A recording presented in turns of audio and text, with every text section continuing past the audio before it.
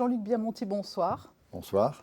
Merci d'avoir répondu à notre invitation alors que viennent d'être rendus publics les résultats consolidés du groupe, les résultats 2020-2021. Alors, il faut préciser que c'est une période qui court du 1er avril 2020 au 31 mars 2021.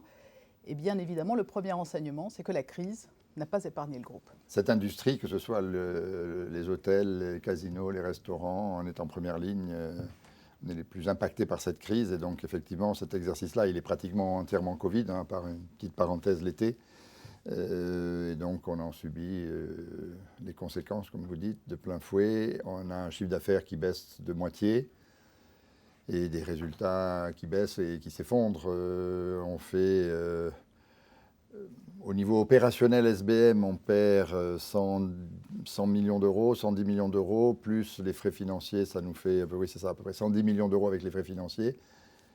En revanche, on est compensé parce qu'il se trouve qu'il y a des activités qui bénéficient du Covid, on a presque honte de le dire, mais le Betclic a bénéficié du Covid. L'activité de Betclic s'est beaucoup développée et il nous rapporte, notre part dans Betclic nous rapporte 30 millions, donc 110 millions de pertes à la SBM, plus 30 millions de Betclic, on finit à moins 80 au niveau consolidé. Cela fait partie donc des motifs de satisfaction. Il y en a un autre, le secteur locatif ? Le secteur locatif a bien résisté puisqu'effectivement, d'un exercice sur l'autre, on augmente de 11% sur l'ensemble de cette période difficile que vous avez évoquée, enfin sur l'ensemble de l'exercice. On a fait un compromis avec nos locataires commerciaux, c'est-à-dire les magasins, pendant la période où on était en pur lockdown, c'est-à-dire totalement fermé. Et là, on a pris l'initiative, parce que c'est des partenaires, parce qu'on travaille tous ensemble, de faire des réductions de 50% sur les loyers sur ces 3 mois. À part ça, l'ensemble du secteur locatif a été payé sans réduction, et donc on est en augmentation sur l'année précédente. Comment les jeux ont-ils traversé la crise ? Notre business model, il repose sur un brassage de population. Si les gens ne peuvent pas se mettre dans un avion pour venir en principauté, c'est assez compliqué. Donc on a résisté, mais quand même mieux qu'on ne pensait au jeu, avec des machines à sous qui ont prétenu et des jetables qui souffrent un peu plus parce qu'on n'a pas la clientèle internationale. Est-ce que le modèle monégasque qui vous a permis de laisser quelques établissements ouverts, ce qui n'a pas été le cas ailleurs, vous a permis d'atténuer ces pertes ? Cela aurait pu être pire ? Non, d'abord, ce que vous appelez le modèle monégasque, moi je tiens à remercier le prince et le gouvernement princier pour tout ce qu'ils ont fait. Parce que rétrospectivement, ils ont pris les bonnes décisions. On est resté plus ouvert qu'ailleurs. Globalement, Monaco, ça nous a effectivement permis de maintenir une politique de Monaco ville ouverte et pas ville morte. En revanche, d'un point de vue financier, puisque vous avez posé la question d'un point de vue financier, c'est moins évident, parce que le plus simple, c'était de fermer tout.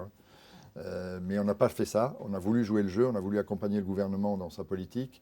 Et donc, on a gardé l'ensemble des restaurants ouverts, l'ensemble des hôtels ouverts. On s'est vraiment posé la question de savoir si on ne fermait pas un hôtel ou deux. On ne l'a pas fait. Il fallait que Monaco continue à vivre. Le gouvernement nous a aidés non seulement avec ses réglementations, mais également avec le CTTR, puisqu'on gardait les hôtels ouverts, mais on n'avait pas l'ensemble du personnel dans l'hôtel. On gardait l'hôtel pour pouvoir accueillir quelques clients. Et donc, on a tenu le coup, mais financièrement, c'est dur, parce qu'un hôtel, il y a beaucoup de frais fixes. Et puis les frais de personnel, et après les revenus des clients. Donc quand vous gardez les frais fixes, vous réduisez le frais de personnel, et même vous n'avez pas de clients, vous avez toujours des pertes. Et cela a conduit à des mesures drastiques au cours des derniers mois. Elles étaient inévitables. Les économies qu'elles vont générer ont justifié ? Elles étaient inévitables vu l'ampleur de la crise, premièrement, et deuxièmement, je crois qu'il était très important de se remettre dans une position pour rebondir le plus agilement possible, le plus favorablement possible, dès que la situation sanitaire le permettra. Je crois qu'on a fait, oui, le plan nous économise 18 millions d'euros par an. Il nous coûte en revanche 25 millions la première année. Donc la première année et demie, il nous coûte, et puis après, on récupère un peu d'argent. On pouvait faire plus, on pouvait être un peu plus demandant. Honnêtement, c'était déjà bien. On a un rôle social dans cette principauté, il faut maintenir certains équilibres, donc on s'est arrêté là. On aurait pu pousser le curseur un peu plus loin, on ne l'a pas fait. Des difficultés donc, comme partout ailleurs. Jean-Luc Biamonti, tout le monde souhaite tourner la page, tournons la page. Le Grand Prix de Formule 1 s'est tenu, ça a été une réelle prouesse.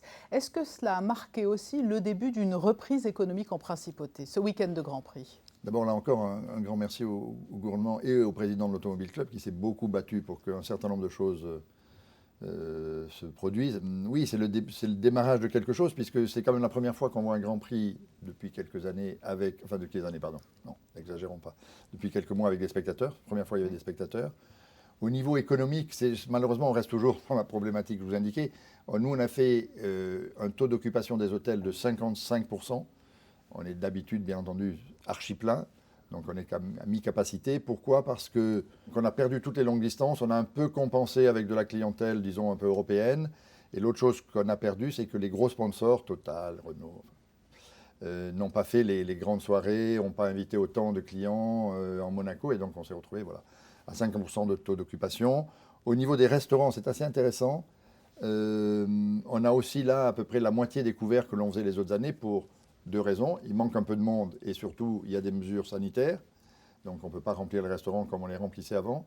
Mais le bon signe, est un peu, si on veut regarder avec un peu d'optimisme et d'espoir, c'est que les gens alors c'est une période particulière, je ne veux pas généraliser, mais les gens ont dépensé beaucoup plus que précédemment. C'est quand on regarde l'average spend, le montant moyen dépensé par personne, il est très, très supérieur à ce qu'on faisait en 2019. Donc, vous l'avez ça prouve souligné, que les gens veulent s'amuser. Ils veulent s'amuser. Mais la problématique, vous l'avez souligné, l'inconnu, c'est la mobilité des voyageurs étrangers. Est-ce que vous avez tout de même des perspectives souriantes pour la saison estivale qui arrive? Nous, on joue beaucoup sur juillet-août, hein. C'est clé pour nous. Et sur cette période juillet-août, on a besoin des longues distances, c'est-à-dire des gens qui viennent de loin, essentiellement Moyen-Orient, Turquie, États-Unis, un petit peu d'Amérique latine.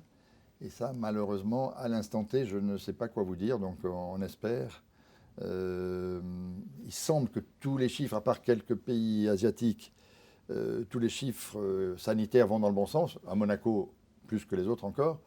Donc on ose espérer que ça va se relâcher progressivement et qu'il n'y aura pas de mauvaises surprises du type variant indien ou autre. La crise vous a impacté, mais la crise ne vous a pas freiné. Yannick Aleno est arrivé la semaine dernière. Le beach s'est refait une beauté. Je pense que quelque part, le fait d'être resté ouvert pendant cette période, à l'inverse d'autres pays ou de régions voisines, devrait nous attirer un peu de sympathie de la part de nos clients. On est resté là pour eux, même si ça nous coûtait de l'argent. Effectivement, donc vous l'avez rappelé, je paraphrase, mais Yannick Aleno a commencé déjà maintenant depuis la semaine du Grand Prix au restaurant Vistamar de l'Ermitage. Nous avons une nouvelle chef feu au beach. On avait fait une expérience cet hiver avec un grand chef italien à l'hôtel de Paris. Il s'appelle Andrea Bertone. Il avait fait un carton, à l'hiver, donc on espère rééditer l'expérience. Donc on se prépare. La saison d'été, au niveau spectacle, on a fait de notre mieux. Quand je dis on a fait, c'est encore l'œuvre de Jean-René Palacio qui nous a coûté il y a quelques jours. Mais c'est lui qui jusqu'au bout nous a aidés à travailler, à monter cette saison. On aura un gala de la Croix-Rouge sur la place du Casino. Et donc voilà, on espère que les conditions sanitaires nous permettront de jouer à plein. Eh bien, c'est tout le mal que l'on vous souhaite. Merci beaucoup, Jean-Luc Biamonti. Merci beaucoup.